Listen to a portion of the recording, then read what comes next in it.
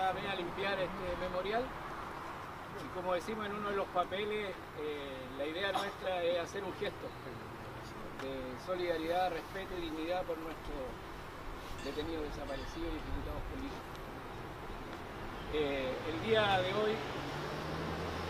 correspondía hacer el aseo, pero además coincidía con la conmemoración de la fecha de la detención, desaparición y ejecución de los compañeros del MIR. Y aprovechamos, por tanto, este momento de rendirles un homenaje. Por eso los signos y símbolos del MIR presiden este espacio. A todas y a todos. Estos días son siempre especiales porque las conmemoraciones no solamente son un rito de homenaje a quienes en este caso llegaron sus vidas por un ideal, sino que también contienen una carga emocional para muchos de nosotros que eventualmente en algunas circunstancias los conocimos directamente y en otras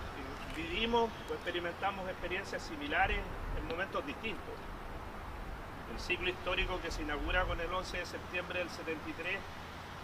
en buena medida no concluye con el 11 de marzo del 90, sino que se extiende mucho más allá.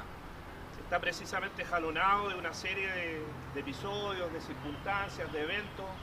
tremendamente desgarradores para la sociedad chilena en general y evidentemente para quienes fuimos militantes de la izquierda en particular. Muchos de nosotros perdimos no solo familiares, sino que también amigos y amigas tremendamente cercanos que hasta el día de hoy los consideramos imprescindibles para las tareas que todavía están pendientes y que son necesarias de realizar.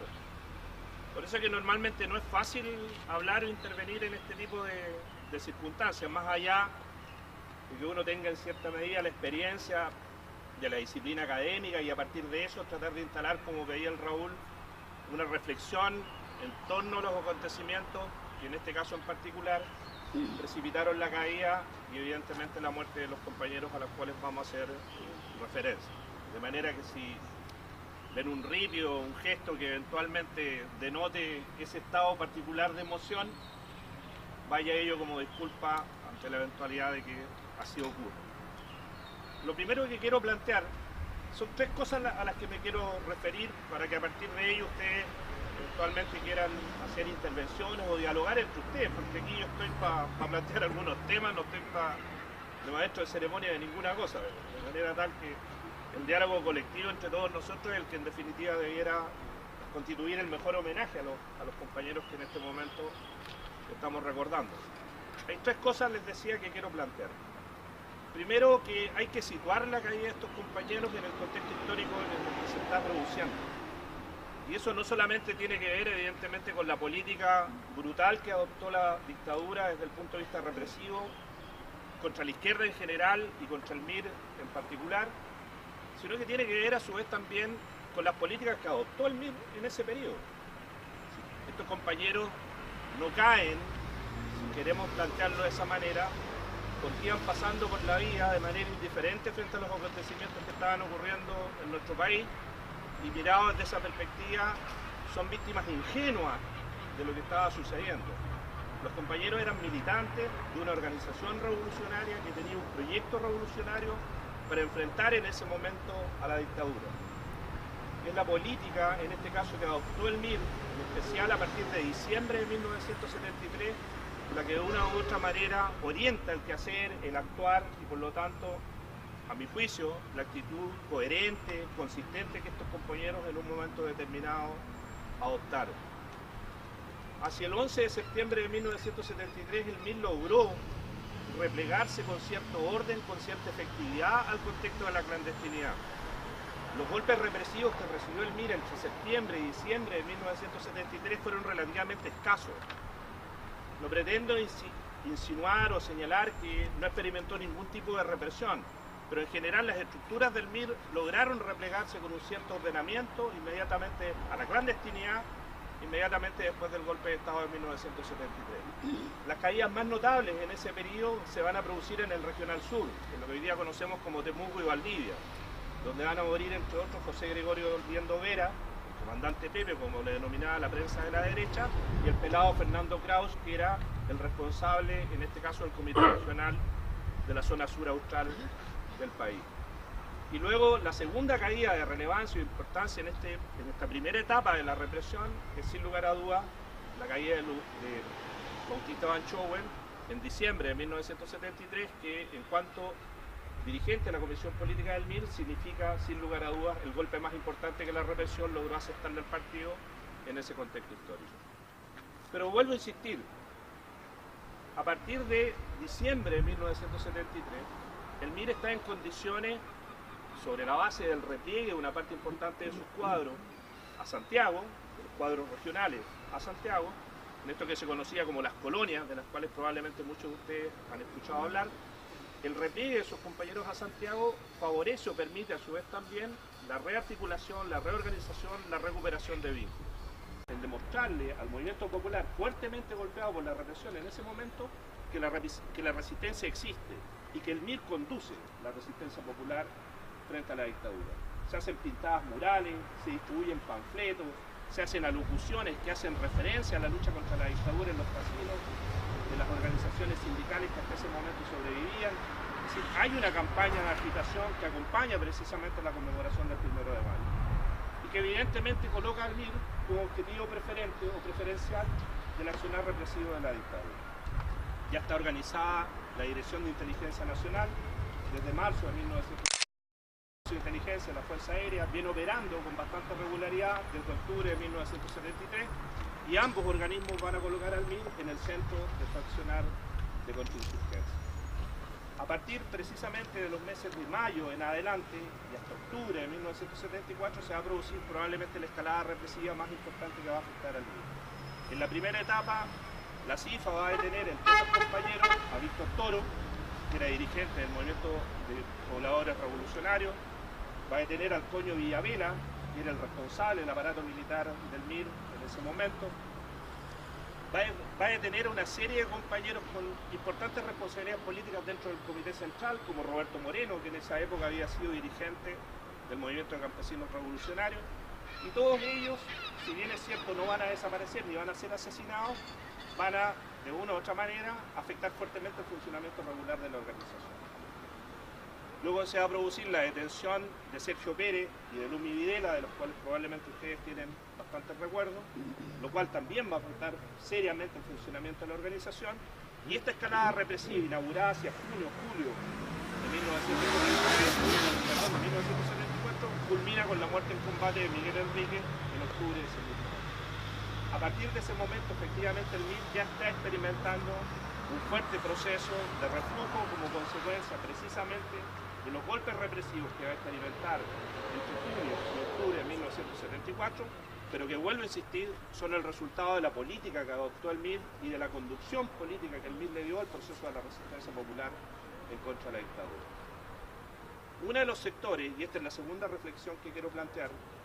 menos golpeados por la represión, y en ese contexto, gracias, el agua se mala.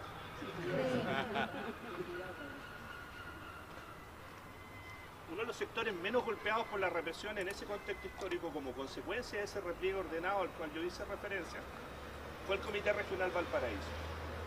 El Comité Regional Valparaíso, en una parte importante de sus cuadros, como el Negro Calderón, se habían replegado a Santiago y formaban parte de lo que conocemos como la colonia Valparaíso en Santiago. Pero para poder recuperar los nexos con la militancia de base, el MIR destina a la región a cuadros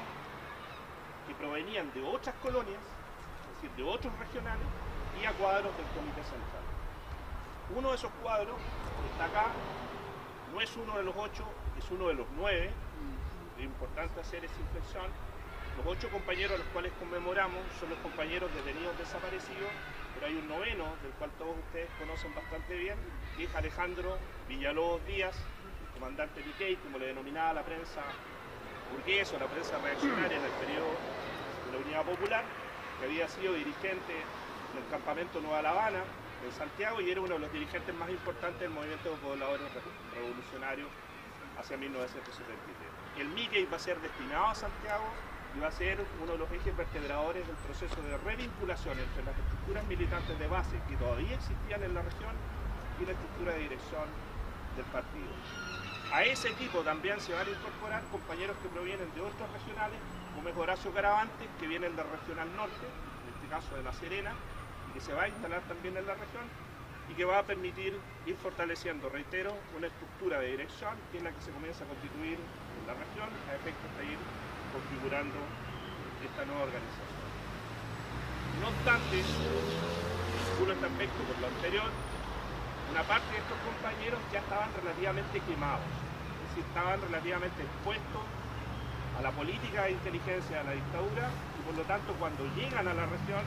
ya llegan con un vínculo que en este caso hace que la DIGNA logre tomar la hebra de lo que era el proceso represivo que había venido desarrollando en Santiago hasta octubre del 74 y lo restablece o lo reinstala en la región en enero de 1977. Los compañeros que van a ser detenidos desaparecidos en la zona, o que como el Miquel van a ser ejecutados, van a experimentar la represión como consecuencia de la responsabilidad política que asumieron, de la coherencia e integridad de sus conductas desde el punto de vista personal y de la consistencia con la cual intentaron establecer una relación entre esa actitud militante ante la vida y la línea política que el partido exigía, lo que mandaba en ese momento histórico, crucial o relevante. Estos 9 compañeros y el conjunto de compañeros que fueron detenidos y torturados, pero que lograron sobrevivir durante ese periodo, reitero, experimentaron las condiciones de la represión como consecuencia de la coherencia, de la responsabilidad y de la actitud política con la cual enfrentaron la lucha contra la dictadura. Y eso me lleva al tercer punto de la reflexión. A la larga no fue tan corto, sino que se lo relato. Hoy día las circunstancias son muy diferentes. El proyecto revolucionario que ellos representaron o que ellos encarnaron, de una u otra manera, tiene que ser adecuado y oxigenado a las condiciones específicas en las cuales se desenvuelve la lucha de clases por una parte, pero las condiciones también subjetivas sobre las cuales todos y cada uno de nosotros construye y por lo tanto desarrolla sus conductas militantes. El escenario histórico es muy diferente. Los adversarios y los enemigos aparentemente son los mismos, pero las condiciones sobre las cuales se construye el escenario de la lucha de clases son evidentemente muy diferentes. Y eso nos lleva a plantearnos a lo menos 3 cosas que a mi juicio son relevantes. Una, el tema de la organización. El MIR fue sin lugar a dudas la organización revolucionaria que Chile requería para el contexto histórico específico de la lucha de clases que vivimos en nuestro país entre mediados de los 60 y hasta fines de la década de los 80.